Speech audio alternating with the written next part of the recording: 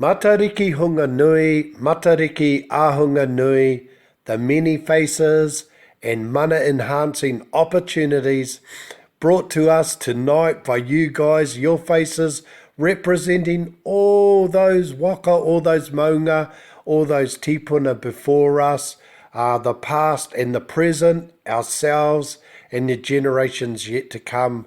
What a wonderful and beautiful wānanga tonight.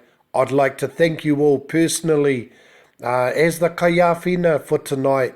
I'm so happy, nōku te whiwhi, even the kaiako is nourished by your generosity of spirit, of kind, and of giving, and of appreciation.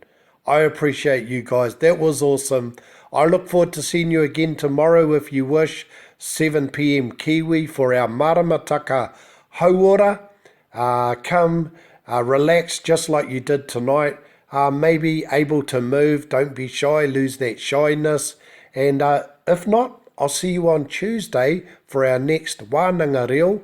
We'll go a bit further now from the Matariki, te kahuia Matariki. Let's look at the days, the season, a reason, and a purpose for everything. Tihei, mauri ora. Pō mauri e, have a good moi.